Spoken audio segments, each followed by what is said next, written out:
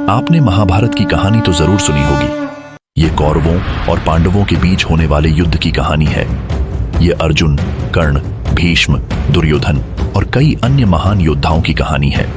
लेकिन पूरी कहानी भगवान कृष्ण के इर्द गिर्द घूमती है। और एक योद्धा ऐसा भी था जिसे भगवान कृष्ण भी सबसे महान मानते थे। बर्बरीक नाम का एक योद्धा जो महाभारत के महान युद्ध को मात्र 1 मिनट में समाप्त कर सकता था। बर्बरीक भीम के पोते और घटोत्कच के पुत्र थे। बर्बरीक को एक बहादुर योद्धा माना जाता था जिसने अपनी मां से युद्ध कला सीखी थी। एक योद्धा के रूप में बर्बरीक की प्रतिभा से प्रसन्न होकर भगवान शिव ने उन्हें 3 विशेष तीर प्रदान किए। उन्हें भगवान अग्नि से एक विशेष धनुष भी मिला। युद्ध शुरू होने से पहले भगवान कृष्ण ने सभी से पूछा कि उन्हें अकेले युद्ध समाप्त करने में कितना समय लगेगा। भीष्म ने उत्तर दिया कि इसमें 20 दिन लगेंगे।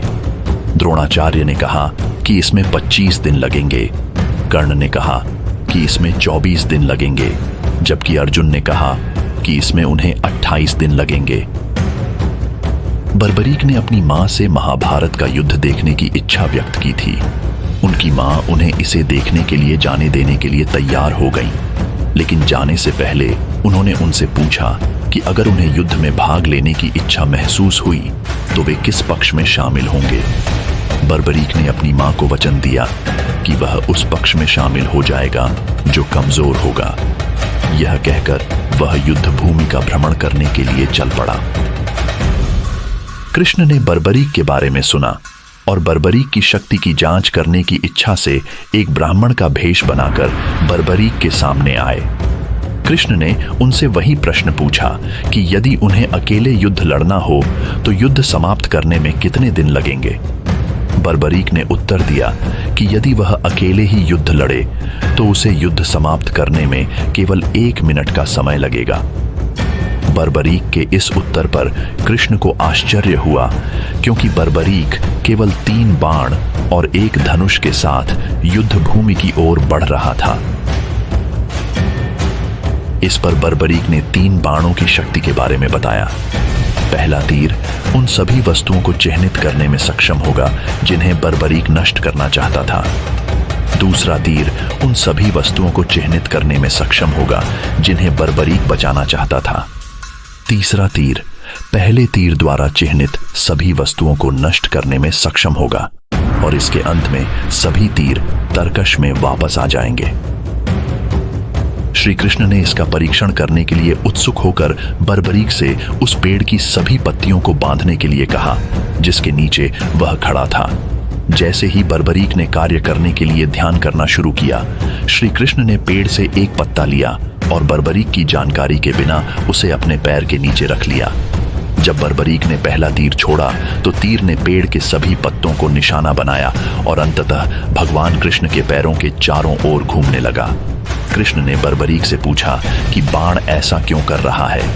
इस पर बर्बरीक ने उत्तर दिया कि आपके पैर के नीचे एक पत्ता होगा और श्री कृष्ण से अपना पैर उठाने के लिए कहते हैं। जैसे ही श्री कृष्ण ने अपना पैर उठाया, तीर आगे बढ़ गया और बचे हुए पत्ते पर भी निशान बना दिया। इस घटना से भगवान श्री कृष्ण बर्बरीक की अद्भुत शक्ति से भयभीत हो गए। उन्होंने निष्कर्ष निकाला कि तीर सचमुच अचूक थे। कृष्ण को यह भी एहसास हुआ कि वास्तविक युद्ध के मैदान में यदि कृष्ण किसी को, उदाहरण के लिए 5 पांडवों को, बर्बरीक के हमले से अलग करना चाहते हैं तो वे ऐसा नहीं कर पाएंगे, क्योंकि बर्बरीक की जानकारी के बिना भी तीर आगे बढ़ जाएगा और यदि बर्बरीक का इरादा था तो लक्ष्य को नष्ट कर देगा। इस पर कृष्ण ने बर्बरीक से पूछा कि वह महाभारत के युद्ध में किस पक्ष से लड़ने की योजना बना रहा है। बर्बरीक ने समझाया कि चूंकि कौरव सेना पांडव सेना से बड़ी है और उसने अपनी मां से जो शर्त मानी थी उसके कारण वह पांडवों की ओर से लड़ेगा। लेकिन इस पर भगवान कृष्ण उस शर्त का विरोधाभास बताते हैं जो उन्होंने अपनी मां के साथ तय की थी।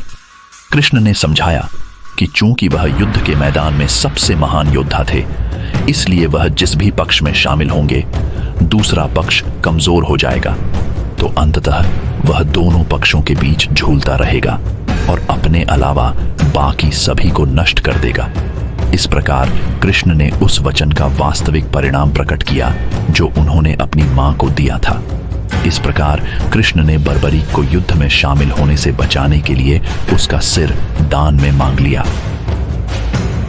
इसके बाद कृष्ण ने समझाया कि युद्ध के मैदान की पूजा के लिए सबसे महान क्षत्रिय के सिर का बलिदान देना आवश्यक था और वे बर्बरीक को उस समय का सबसे महान क्षत्रिय मानते थे।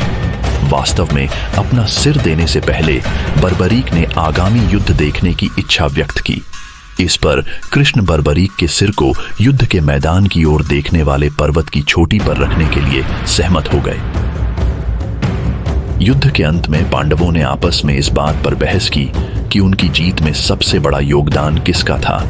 इस पर कृष्ण ने सुझाव दिया कि बर्बरीक के सिर को इसका निर्णय करने की अनुमति दी जानी चाहिए क्योंकि उसने पूरा युद्ध देखा है। बर्बरीक के शीश ने यह अनुमान लगाया कि युद्ध में विजय के लिए कृष्ण ही उत्तरदायी थे। उनकी सलाह, उनकी रणनीति और उनकी मौजूदगी जीत में अहम रही। तो यह महाभारत के सबसे महान योद्धा की अनकही कहानी है।